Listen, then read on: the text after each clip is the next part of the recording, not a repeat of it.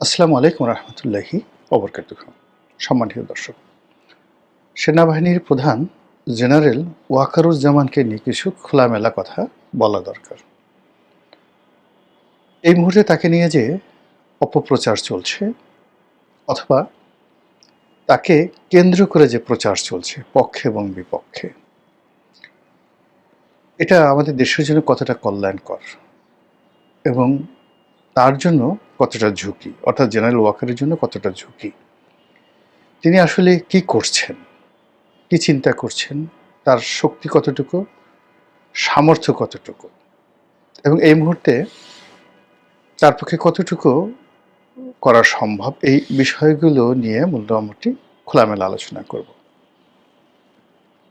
আপনারা জানেন যে গত 14 মাসে আমাদের দেশে যে সর্বনাশগুলো ঘটে গেছে,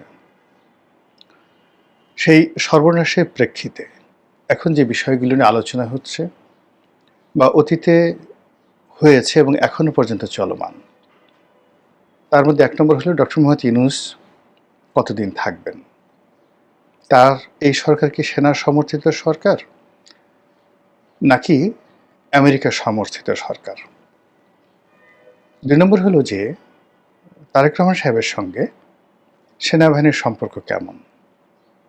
এরপর দেশে কি আরেকটা 1/11 আসবে, -2 ফর্মুলা চালু হবে, দেশে কি জরুরি অবস্থা জারি হবে, সেনাবাহিনীকে ক্ষমতা নেবে, নাকি এখন যেভাবে আছে সেভাবেই থেকে আগামী ফেব্রুয়ারি মাসে নির্বাচন হবে।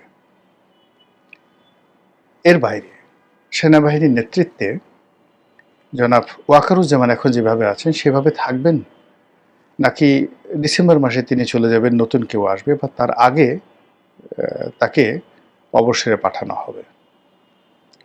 আইসিটি কোর্টে মামলা হওয়ার পর তাকে নিয়ে দেশে এবং দেশের বাইরে বিভিন্ন লোক নানাভাবে তাকে উস্কানি দিচ্ছেন, অপমান করার চেষ্টা করছেন, ভয় দেখানোর চেষ্টা করছেন এবং তাকে প্রভোগ, মানে তার উপর চাপ সৃষ্টি করে প্রভোগ করে তাকে দিয়ে কোনো দুর্ঘটনা ঘটানোর চেষ্টা করছেন। আর এই অবস্থাতে এই মানুষটি ইতিহাসের সবচেয়ে একটা অসহায়তম অবস্থানে পৌঁছে গেছেন। তার নিজের ঢোল পেটানোর মতো অবস্থা তার নেই। এই কারণ হলো তিনি সৈনিক, কখনো গলাবাজ বা গলাবাজি করা তার পক্ষে সম্ভব নয়, আর এই প্র্যাকটিসও তার কখনো ছিল না। কাজেই তার প্রতিপক্ষের লোক যেভাবে নিরাপদ দূরত্ব থেকে দেশের বাইরে বা দেশের ভিতরে থেকে আড়ালে আবডালে টিপ্পনি কাটছেন, সেইভাবে সব পক্ষকে মোকাবেলা করার জন্য যে পরিবেশ এবং পরিস্থিতি দরকার তার একটিও তার অনুকূলে নেই। ফলে যে অসহায় অবস্থার মধ্যে তিনি পড়েছেন, সেই অসহায়ত্ব থেকে বের হয়ে তিনি কি জেনারেল জিয়াউর রহমানের মতো কিছু করবেন, এরশাদ সাহেবের মতো কিছু করবেন, তার অবস্থা কি জেনারেল আবুল মঞ্জুরের মতো হবে, নাকি জেনারেল খালেদ মোশাররফের মতো হবে, নাকি তিনি জেনারেল নুরউদ্দিন খানের মতো শান্তিপূর্ণ উপায়ে নিজের দায়িত্ব এবং কর্তব্য পালন করে তিনি ক্যান্টনমেন্ট থেকে সসম্মানে বের হয়ে অন্যান্য সেনা কর্মকর্তাদের মতো জীবনযাপন করবেন। এই বিষয়গুলো নিয়ে আমাদের আলোচনা করা উচিত, খোলামেলাভাবে আলোচনা করা উচিত। তার আগে আমাদের বুঝতে হবে যে তিনি আমাদের জন্য আসলে কি করেছেন। জেনারেল নুরউদ্দিন খান যেটি করেছিলেন তখনকার প্রেক্ষাপট আর জেনারেল ওয়াকারুজ্জামান যেটা করেছেন তখনকার প্রেক্ষাপটে দুটোর সঙ্গে যদি তুলনা করেন, ওয়াকারুজ্জামানের জন্য ঝুঁকি ছিল 99.99%, আর জেনারেল এরশাদের জন্য মানে ওই সময়টিতে যে পরিস্থিতি তৈরি হয়েছিল সেখানে জেনারেল নুরউদ্দিন খানের ঝুঁকি ছিল 1%, অনলি 1%। তো সেই ওয়াকারুজ্জামানকে আমরা এখন ট্যাগ দিচ্ছি ভারতের এজেন্ট, শেখ হাসিনার এজেন্ট। এটা আমাদের নিজেদের প্রতি আমরা জুলুম করছি। This is one. Second thing হলো, সেনাবাহিনীর মধ্যে আওয়ামীপন্থী বিশাল একটি গোষ্ঠী ছিল এবং এখনো আছে। তার সঙ্গে সঙ্গে জামাতপন্থী আছে, বিএনপি পন্থী আছে। এবং হিজবুত তাহরির যে সমর্থক তারা আছে।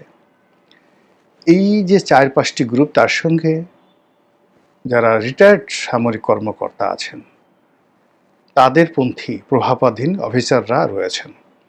আপনি চিন্তা করুন যে বিদেশ থেকে ইলিয়াস, পিনাকি কিংবা ওই যে অন্যান্য যে সমস্ত আওয়ামী লীগের লোকজন আছেন, আরও অন্য যারা ইউটিউব করেন, যারা সামরিক কর্মকর্তা, সবাই যে তথ্যগুলো দিচ্ছেন, গোপন তথ্যগুলো দিচ্ছেন, কিভাবে পাচ্ছেন বলেন?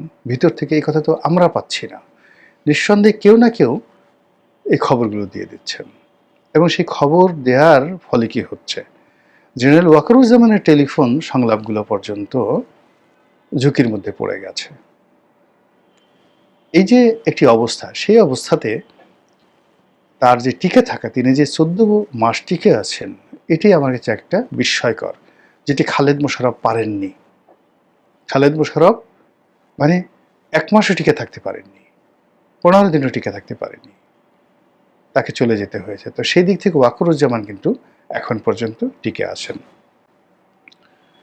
2 নম্বর হলো যে তিনি ক্ষমতা যদি নিতে চাইতেন, তার জন্য সবচেয়ে সুন্দর সময় ছিল সেই 2024 সনের আগস্ট মাসের 5 তারিখে। এবং আমাদের এই বাংলাদেশের যারা লোক, শক্তের ভক্ত নরমের জম, এই জাতিকে মানে আপনি এক চিন্তা করেন, এই যে সারা বাংলাদেশে যখন গত কয়েক মাসে ধরে, গত 14 মাস ধরে যখন থরথর করে কাঁপছে সব কিছু, সেখানে রমনা জোনের একজন ডিসি মাসুদ, এক ডিসি মাসুদের যে সাহসিকতা, এবং সে যেইভাবে দৌড় দেওয়াচ্ছে সবাইকে, জাতীয় পার্টিকে যেভাবে দৌড় দেওয়াচ্ছে, যেইভাবে লাঠিপিটা করছে সেই এনসিপির নেতাদেরকে, বুয়েটের পোলাপানদেরকে, যেভাবে সে দৌড়ানি দেওয়াচ্ছে শিক্ষকদেরকে, আপনি দেখেন একজন ডিসির সামনে দাঁড়াতে পারছেন না, কেউ দাঁড়াতে পারছে না, সবাই গালাগালি করছে, মাসুদ তুমি ভালো হলো না বটে। তো এই হলো লাঠির জোর। তো একজন পুলিশের রমনা জোনের ডিসি, সে শুধু সাহস দেখাচ্ছেন, আর সবাই কিভাবে পালাবে সেই পালানোর জন্য রীতিমতো পাগলামো করছে। তো সেখানে একজন সেনাবাহিনীর প্রধান যদি সাহস দেখান, বিশ্বাস করেন কাপড় চোপড়ে একজনও থাকবে না। কিন্তু মূল ব্যাপার হলো ওনার যে অবস্থা সেটা পারমিট করে না, সেটা হবে না। হয়তো ওনার পেছনে কেউ আছে, সামনে কেউ আছে, বা ক্যাপ্টেন র্যাঙ্কে কেউ আছে, মেজর র্যাঙ্কে কেউ আছে, হয়তো এরকম সাহসী কী হবে আমরা জানি না। কিন্তু ওনার প্রতি আমরা যে আরোপগুলো করছি, দোষারোপগুলো করছি, আলটিমেটলি এটা ওনার জন্য প্রযোজ্য হচ্ছে না। মূল ব্যাপার হলো উনি সবার সঙ্গে সম্পর্ক রক্ষার চেষ্টা করছেন, কাউকে ক্ষতি করতে চাচ্ছেন না, উনি নিরাপদ এখান থেকে চলে যেতে চাচ্ছেন। আমার অ্যানালাইসিস আসলে এটা মনে হচ্ছে। কিন্তু এগুলো করে কি তার শেষ রক্ষা হবে, এই ব্যাপারে আমি কিছুই বললাম না, শুধু পুরো বিষয়টি আসমানের মালিক আল্লাহর উপর ছেড়ে দিলাম।